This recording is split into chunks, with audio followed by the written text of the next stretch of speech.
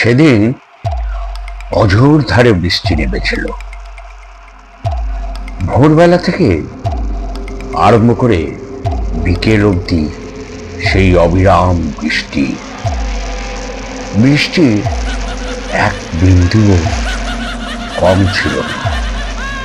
একদিকে বাতাসের শব্দ, ঝড়ে বাতাসে শো শো করে শব্দ, একদিকে ঘনীভূত হয়ে উঠেছে সেই বিকেলের মেঘটা, চতুর্দিকে ঘনঘটা কালো হয়ে ঘুরে আসছে। তার মধ্যে মধ্যে মাঝে মাঝে সেই বিদ্যুতের চমক, আর তারই মাঝখানে কিছু বাজের কর্কশ শব্দ। বৃষ্টি ক্রমাগতই হয়ে চলেছে। মনটা আজ এতই খারাপ লাগছে। বন্ধু বান্ধবকে নিয়ে মামা বাড়ি ঘুরতে এলাম, তারা গ্রাম কোনোদিন দেখেনি, তাই গ্রাম দেখার জন্য মামা বাড়িতে এসে উঠেছি আমার সমস্ত কলেজের সহপাঠীদের নিয়ে। আমার সঙ্গে এসছে আমার কলেজের বন্ধু, যেমন গৌতম, সুনীল, সজল, ফাল্গুনী, এই চার বন্ধু। সাথে এসছে এক কবি, সেও আমার বন্ধু, তার নাম শঙ্খ। সে মাঝে মাঝে একবার করে যাচ্ছে, বৃষ্টির জন্য আকাশের দিকে তাকাচ্ছে আর জানলার গড়ার ধরে দাঁড়িয়ে কবির মতো রবীন্দ্রসঙ্গীত নইলে কোনো কবিতা মুখ দিয়ে আওড়ে চলেছে। আর এই চারজন বন্ধু বললাম, এই চারজন বন্ধু একটা তাসের প্যাকেট নিয়ে কার্পেটের উপর বসে পড়ল তাস খেলতে। এরা সবাই আমার সহপাঠী, কলেজের একসঙ্গে পড়ি। এরা বলতে গেলে খুব তাস ভক্ত। আমি কি করব, একা এই যে চেয়ারে বসে জানলার দিকে তাকিয়ে আছি, আর মাঝে মাঝে ওদের তাস খেলা উপভোগ করছি। কি যে ভাবছি মনে, এদের নিয়ে এলাম গ্রাম ঘুরিয়ে দেখাবো বলে। তার মধ্যে শুরু হয়েছে এই অঝরে কালো মেঘের বর্ষণ। রামধনু হরদ চ্যানেলে আপনারা শুনছেন আপনারই প্রিয় বন্ধুর কণ্ঠে আজকের গল্প অতৃপ্ত আত্মা। লেখক প্রদীপ বৈদ্য। স্যাটারডে ফিভার নাইট অবলম্বনে আপনারই বন্ধুর কণ্ঠে এই ভয়ের গল্পটা শুনতে থাকুন। সারাদিন আমরা বৈঠকখানা ঘরে বসে, বৈঠকখানা ঘরের এক কোণে যেমন বললাম গৌতম, সুনীল, সজল, ফাল্গুনী এরা তাস ভক্ত এক কোণে বসে আছে, আর আমি জানলার ধারে দু চারটা টেনে নিয়ে বসে আছি। মাঝে মাঝে দেখছি ডুব দিচ্ছে জানলার গড়ার ধরে শঙ্করটা, ভাবুক প্রকৃতির। এখানের ছেলে মাঝে মাঝে কবিত্ব মুখে নিজেই গুনগুন করে কবিতা বলে যাচ্ছে, কখনো রবীন্দ্রসঙ্গীত গেয়ে যাচ্ছে। এমন সময় ভেতর থেকে মেজো মামা হাঁক দিল। ঠাকুরকে বলল, রান্নার ঠাকুরকে বলল, ভেতরে গরম চা আর ভালো মাছের চপ বানাও। ভেতরে আমার সব ভাগ্নে, সব বন্ধুরা এসছে, তাদের বৈঠকখানা ঘরে দিয়ে যাও। এমন সময় মেজো মামার আওয়াজ পেয়ে সবাই ভাবলো, আহ, বৃষ্টির দিনে গরম গরম চা আর গরম মাছের চপ দারুণ হবে, জমে যাবে বল। এমন সময় বড় মামা ঘরের মধ্যে হাজির হলো। বললো, মেজো বাবা তো তোদের জন্য চপ টপ বানাতে বলেছে, তোদের তো সারাদিন আজকে মাটি গেল বল। এলি মামা বাড়িতে ঘুরতে, গ্রাম দেখবি, কত আশা করে এলি, সেই সকাল থেকে এক নাগাড়ে হয়ে চলেছে বৃষ্টি। কি আর করবি বল। তাস প্রেমিকের দেখি তখন নতুন খোরাক খুঁজছে। ব্যতিক্রম শুধু কবিবর। ও যে ছাইপাস রস গ্রহণ করছে অত বিভোর হয়ে তা ভেবেই পেলাম না। ও দেখছি বেশ মনের আনন্দে জানলা দিয়ে বাইরে বাদল ঝরা দৃশ্য উপভোগ করতে আত্মহারা। ওকে গিয়ে বললুম, কি হে ভাবুক প্রবল, বাইরে তাকিয়ে তাকিয়ে ঘোলা জল আর টুপটাপ বৃষ্টি দেখে খুব আনন্দ পাচ্ছ তাই না? আচমকা প্রশ্ন ওটা। অপ্রতিভ হয়ে পড়ল তার। তারপর বলল, অনেক আনন্দ পাওয়ার উপকরণ আছে। বড় বড় কথাটা বলতেই একটু ভাবতে চেষ্টা করে দেখতো। দুধ কি যে বলো, রেখে দে তোর এই আনন্দের উপকরণ। কি ছাই আছে এতে, মাঠ ঘাট ডুবে একসাথ, বাইরে বেড়াবার আনন্দ মাটি। কখন যে গৌতম উঠে এসেছে। ও আবার সায়েন্সের ছাত্র, কল্পনার জিনিসটা একেবারেই বরদাস্ত করতে পারে না। বলে বাস্তবের মানুষ আমরা, বাস্তব বিশ্লেষণের চেয়ে বড় কাজ আর কি থাকতে পারে আমাদের। বিরক্ত কণ্ঠে শঙ্কর বলল, বেশ, তোমার ভালো না লাগে তাস খেলো, ঘুমো, যা ইচ্ছা করো, আমাকে বিরক্ত করছো কেন? বেশ উত্তেজিত কণ্ঠস্বর শঙ্করের। কি তোমরা যে বাদল দিনে একেবারে ছেলে মানুষই হয়ে পড়েছ, ব্যাপার কি? হাসি মুখে মেজমামার বলে উঠল। কখন যে উনি ঘরে এসেছেন ঘোড়া করে টের পাইনি। লজ্জিত কণ্ঠে গৌতম বলল, কেন মাবাবু এই কথা কেন বললেন? মাবাবু বললেন, ঘরে ঢুকতে ঢুকতে শুনলাম উত্তেজিত কণ্ঠে তর্কাতর্কি। তারপর ঘরে ঢুকে দেখি একটা নিরীহ ছেলেকে রাগানোর চেষ্টা করছো তোমরা। এটা কি ছেলে মানুষই নয়? গৌতম কাচুমুচু করে বলল, মেজমামা দেখুন না, সারাদিন তো কাটালো একরকম। সারাদিন এই বৃষ্টির মধ্যে এক কোণে ঘরের মধ্যে বসে তাস খেলতে ভালো লাগে? কিছু একটা মজার খোরাক খুঁজছে বুঝলেন? তা বেশ তো, বাইরে আকাশ ভাঙা বৃষ্টি, ঘরে ভাগ্নেরা সব হাজির, এই পরিবেশকে তো জীবন দেওয়া সহজ। দাঁড়াও একটু আসছি বলে মেজমামা আবার ঘরের ভেতর চলে গেল। ততক্ষণে আমাদের চা মাছের চপ কখন যে শেষ হয়ে গেছে। মা বাবু হঠাৎ আবার বেরিয়ে গেলেন। আমরা নিজেদের মধ্যে আলোচনা করতে লাগলাম, কি অভিনব ব্যবস্থা মা বাবু করবেন কি জানি। মা বাবু হঠাৎ আবার এসে হাজির হলেন। এসে সোজা কার্পেটের উপর বসে পড়লেন। কেউ কি আন্দাজ করতে পারো সময় কাটাবার কি ব্যবস্থা করলাম আমি? পেটুক সজলটা বলে ফেলল, নিশ্চয়ই মুখরোচক কিন্তু কিছু। মৃদু হেসে মেজমা বললেন, প্রায় ধরেই ফেলেছিস।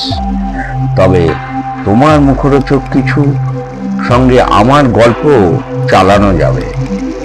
এই বাদল ঝরা মাঝে গল্পের জমাট কিন্তু আরো জমাটি হয়ে উঠবে। মুখরোচক? হ্যাঁ, রান্নার ঠাকুরকে বলে এলাম ভালো করে চপ আর গরম গরম চা পাঠাতে বানিয়ে। বাহ, দারুণ জমবে আজ বৃষ্টির সন্ধ্যায় দারুণ জমবে। কি বলেন মা বাবু? জমবে মানে? তার সঙ্গে যদি একটা সত্যি ভূতের গল্প শোনো। ভূতের গল্প? তাই নাকি মা বাবু, আপনি বলবেন?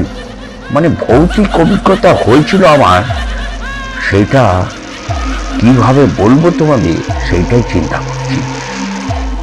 এই নিশ্চয়ই কোনো মন গড়া গল্প। গৌতম হট করে বলেই হেসে উঠল। প্রশান্ত মেজবামার মুখের দিকে তাকিয়ে একটু হাসলো। মেজবামা বললেন, না বাবা, এই কল্পনাশ্রয়ী কোনো ঘটনা নয়, আমার স্বচক্ষে দেখা এক অভিজ্ঞতার কাহিনী। আমরা সবাই জড়সড় হয়ে বসলাম কথাটা শোনার সাথে সাথে। আমি নিজে বিজ্ঞানের প্রফেসর ছিলাম ঠিক তখন, জানিস তো, তখন আমার বয়স 28-29 বছর। ঘটনাটা একেবারে সত্য, এক ভৌতিক কাহিনী, বিশ্বাস কর। যাক, শোন তাহলে মন দিয়ে। মিনু আমার বলতে শুরু করলেন, আমি তখন বিজ্ঞানের অধ্যাপনায় কাজ করছি। সে সময় আমিও গৌতমের মতোই গোড়া অবিশ্বাস ও বিজ্ঞান ভক্ত ছিলাম। ভূতে বিশ্বাস করা তো দূরে থাক, এমনকি নিজেদের ধর্মীয় আচার অনুষ্ঠানকেও আমি তখন অশ্রদ্ধার চোখে দেখতে শুরু করেছি। এমনই সময় একবার পুজোর সময় লখনৌ থেকে আমার পিতৃবন্ধুর পত্র পেলাম। পুজোর ছুটিটা তার ওখানেই কাটাতে লিখেছে। বেশ আনন্দের সঙ্গে রাজি হলাম। তারপরেই একদিন মোটঘাট তল্পা নিয়ে ট্রেনে চেপে বসলাম। হাওড়া থেকে পাঞ্জাব মেলে একটা ফার্স্ট ক্লাস রিজার্ভ কামরায় উঠে পড়লাম। নিশ্চিত মনে তৎকালীন একটা সায়েন্স জার্নাল বার করলাম। জানলার একধারে বসে জার্নালটা খুলে পড়তে লাগলাম। রাত্রি ঘনিয়ে এলো। বই রেখে জানলার ধারে বসলাম।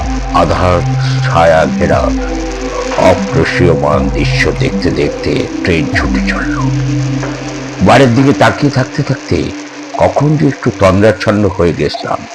হঠাৎ চমকে ঘুমটা ভাঙল একটা কণ্ঠস্বর। কণ্ঠস্বরটা খুব চেনা লাগলো কানের কাছে। কিরে বিশ্বনাথ, কোথায় চলেছিস? ধ্রুপদ প্রশ্নের সচমকে চোখ পড়ে চোখের সামনে চমকে উঠলাম সেই দৃশ্যটা দেখে। কি দেখলেন মামা? দেখলাম এক দৃশ্য যাকে বহু বছর আগে ফেলে এসছি কলেজের জীবনে। তেমন কিছু নয়, আপাতমস্তক এক চাদরে মোড়া একজন আগন্তুক আমার কামরায় কখন উঠে এসেছে জানতে পারিনি। দরজাটা সম্পূর্ণ খোলা। গাড়ি তখন একটা জংশন স্টেশনে ইন করছে। আমি বিহ্বল হয়ে তাকে প্রশ্ন করলাম, কে আপনি? আপনার গলাটা খুব চেনা চেনা লাগছে। আমি তো আপনাকে চিনতে পারলাম না। এই তো, তার আশ্চর্য কি বল? তুই এখন ব্রিলিয়ান্ট সায়েন্স প্রফেসর, তাই না? তোর পক্ষে সহপাঠী অজ্ঞাত কুলশিল্পে বন্ধুকে হঠাৎ এক নজরে চেনা কষ্টকরই বটে। যাক, আমি পরিচয় দিই তাহলে। আমি হলাম সেই তোর বন্ধু মনমতো। মনমতো? সেই যে বিজ্ঞানের ছাত্র, প্র্যাকটিক্যাল ক্লাসে তুই আমাকে খুব বিরক্ত করতিস। হ্যাঁ, আমি সেই মনমতো। আর খেলা মাঠ থেকে খেলে ফেরার পথে বাস দুর্ঘটনা থেকে যাকে বাঁচিয়েছিলিস, আমি সেই ভাগ্যবান বলেই হো হো করে হেসে উঠল। অবাক হয়ে খানিকক্ষণ তাকিয়ে রইলাম তার দিকে। তারপরে যেন হঠাৎ চিৎকার করে উঠলাম, হ্যাঁ চিনতে পারছি। বই কি, ঠিকই বলেছিস। এখন আমার আস্তে আস্তে মনে পড়ছে, তুই তো সেই মনমতো। আরে অনেকদিন দেখা সাক্ষাৎ নেই, কেমন আছিস বল? ও একটু হাসবার চেষ্টা করলো, কিন্তু কেন যেন পারল না। তারপর হঠাৎ আমাকে বলে উঠল, এখন যাচ্ছিস কোথায়? লখনৌ তো? ভীষণ আশ্চর্য বললাম, তুই কেমন করে জানলি? উত্তরে, সে পরে বলবো খুনি। তারপর বলল, যাক ওসব কথা, কিন্তু বাপু এখন তো তোকে আমি ছাড়ছি না।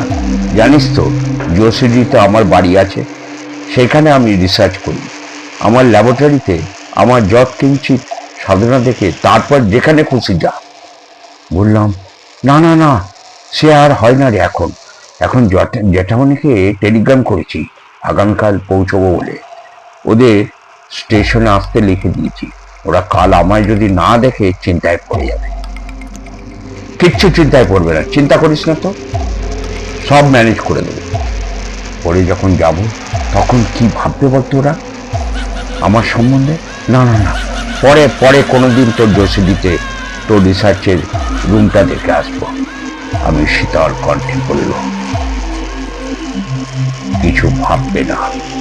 আমি বলছি যখন ও কিছু ভাববে না, বরং এ ট্রেনে না যাওয়ার জন্য ভগবানকে যা বলি শোন। চল আমার সঙ্গে। আমার চূড়ান্ত রিপোর্টটাই অসম্পূর্ণ থেকে গেল।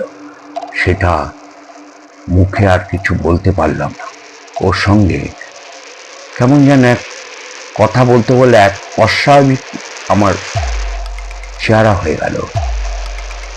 কণ্ঠে ওকে আদেশের ভঙ্গিতে বললাম, ঠিক আছে, তাই নামবো জোসিডিতে। মাথামুন্ডু কিছু বোঝার শক্তিও আমার হারিয়ে ফেললাম। বেশ, তাই হবে। জোসিডি স্টেশনে গাড়ি থামতে কেমন যেন ব্যস্ত হয়ে পড়ল। তারপর আমার সুটকেসটা তুলে নিয়ে আমায় বলল, আমার সঙ্গে আয়। একটা কুলি ডেকেও বলল, বাড়ি খুব কাছেই, চলে আয় হাঁটতে হাঁটতে। কিছুক্ষণ পরে ইউক্যালিপটাসে ঘেরা ওর বাড়িতে পৌঁছে গেলাম।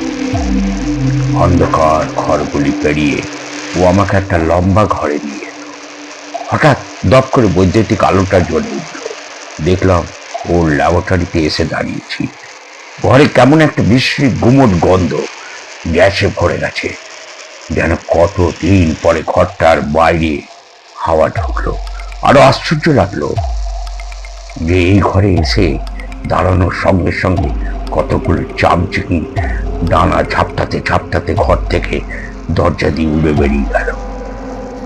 হঠাৎ কোত্থেকে একটা কালো কুচকুচে কালো বেড়াল তার হিংস্র চোখ দুটো দিয়ে, ভয়ঙ্কর উজ্জ্বল চোখ দিয়ে আমার দিকে তাকিয়ে আছে।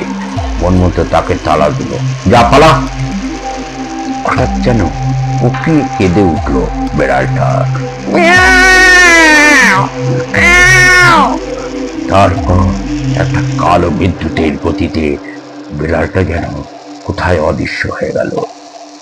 তার সঙ্গে সঙ্গে বাইরে একটা কালো প্যাঁচা কর্কশ কণ্ঠে চিৎকার করে উঠল। কেমন যেন অপার্থিব এক অবস্থার শেষ ধাপে এসে দাঁড়িয়েছি আমি। সমস্ত দেহ রোমাঞ্চিত হয়ে উঠল। মনে মনে প্রশ্ন করলাম, বিড়ালটা এমন কোকিয়ে কেঁদে উঠল কেন? বেশ অনুভব করলাম রীতিমতো ঘামতে শুরু করেছি। কেমন যেন নার্ভাস হয়ে পড়ছি আমি। মামা একটু থামলেন। তার গৌরবর্ণ মুখ উত্তেজনা লাল হয়ে উঠেছে। আবার উনি আরম্ভ করলেন, বেশ বুঝলাম। মন মতো আমার পাশে এসে দাঁড়িয়েছে। হঠাৎ মনে হলো ও কেন আমাকে সর্বাঙ্গ ঢেকে বেড়াচ্ছে। কেন? কিন্তু প্রশ্ন করতে পারলাম না। কেমন যেন অজানা ভয় আমার কণ্ঠরোধ করে রাখলো। ও বলল, কিরে, কিরকম দেখছিস আমার ল্যাবরেটরি? অবশ্য তোর মতো তো নয়। যাকে সে কথা, আমার রিসার্চের কথা বলি। জানিস আসু, আমার আজীবন সব কল্পনা রূপ দেবার জন্য আমি এই ল্যাবরেটরিতে আমার রিসার্চ চালাচ্ছিলাম। আমার রিসার্চে সফলতার চূড়ান্ত সীমায় এসে পৌঁছালাম সেদিনটি ছিল 5ই আগস্ট। সারাদিন ধরে রিপোর্টটা টাইপ করে সাজিয়ে রাখলাম। রাত্রি তখন 11টা, সাড়ে 11টা হবে। আমার ল্যাবরেটরিতে ঢুকলাম। অ্যাপ্রনটা পরে সামনে ওই টুলটাতে বসলাম। মনে মনে বুঝতে পারছি অবিষ্ট সিদ্ধ হতে আর দেরি নেই। আমার একটু প্রমাণ করতে পারলেই আমি বিজ্ঞান জগতে কীর্তিবান বলে স্বীকৃত। আলোড়ন সৃষ্টি করবে এই আবিষ্কার। উত্তেজনা আনন্দে যেন পাগল হয়ে উঠেছিলাম। সামনের শিকার কয়েকটা সলিউশন তৈরি করে রাখলাম। তারপর ল্যাম্পটা জেলে একটা বিকার তাতে চাপিয়ে দিয়ে একটা বিকার যাতে সালফুরিক অ্যাসিড রাখা ছিল তাতে তুলে দিলাম। হঠাৎ চোখে পড়ল আমার ল্যাম্পটার দিকে। নিষ্ফলক চোখে তাকিয়ে রইলাম সেই দিকে, যেদিকে আমার জীবনে চরম লক্ষ্যের শেষ অঙ্কের অভিনয় চলছে। দপ দপ করে হঠাৎ ঘরে আলোটা নিভে গেল। ল্যাম্পের রক্তাভ আলো ছড়িয়ে পড়ল হাতের বিকারে। উত্তেজনা দিশারা হয়ে গেলাম। হঠাৎ ভীষণ চমকে গেলাম। সঙ্গে সঙ্গে হাতের বিকারটা ছিটকে পড়ল নিচে। আর সঙ্গে সঙ্গে প্রচন্ড বিস্ফোরণের শব্দে হলো বিকট আওয়াজ। আমার মুখের ওপর এক ঝলক তরল আগুন ছিটকে পড়ল। আমি মৃত্যুকুণ্ডে আমি পড়ে গেলাম, হারিয়ে গেলাম। আমার রিসার্চে অসম্পূর্ণতা রয়ে গেল। মন মতো থামলো। আমি যেন পাগল হয়ে গেছি মন মতো ওর কাহিনী শুনে। উদ্ভ্রান্তের মতো প্রশ্ন করলাম, তারপর তারপর কি হলো রে তোর? একটা বিশ্রী হাসি হাসলো, কেমন যেন শুকনো গলায় বলল, কি হলো আমার? তুই তো আচ্ছা বোকারে। সেই প্রচন্ড বিস্ফোরণে আমার মুখ মাথা ভেঙে চুরমার টুকরো টুকরো হয়ে মাংস পিণ্ডগুলো ঘরে চারদিকে ছিটকে ছিটকে উঠে গেল। এখনো ব্যান্ডেজ বাঁধা আছে, দেখছিস না?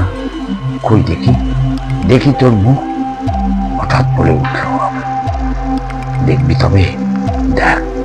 ও একটা মুখ থেকে চাদরটা সরিয়ে নিল।